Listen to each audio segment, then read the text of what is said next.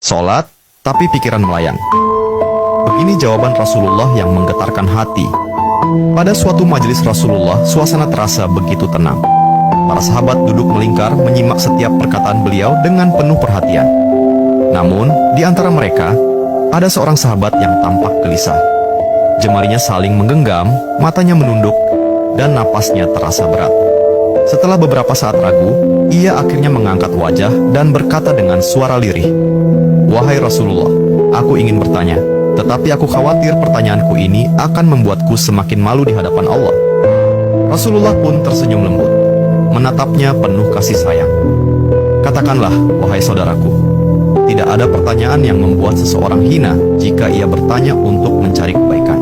Sahabat itu menarik napas dalam, matanya mulai berkaca-kaca. "Wahai Rasulullah, aku merasa salatku sering tidak khusyuk. Kadang aku mengingat urusan dunia, kadang pikiranku melayang entah kemana. Aku takut salatku tidak diterima oleh Allah. Apakah dengan salat seperti itu, aku tetap mendapatkan pahala?"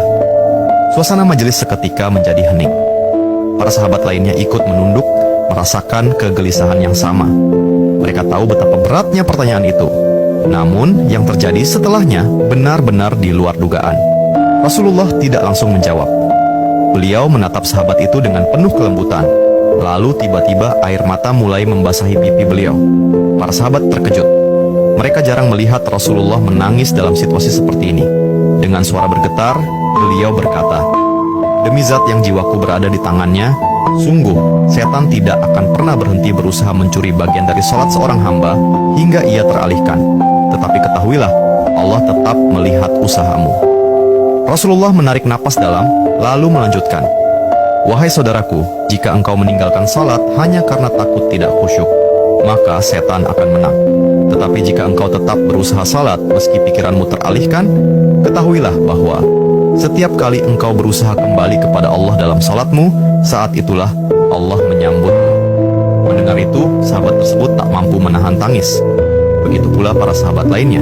Kemudian Rasulullah melanjutkan dengan penuh kelembutan, "Bayangkan seorang ibu yang melihat anaknya berjalan ke arahnya, tetapi anak itu sering jatuh dan tersandung.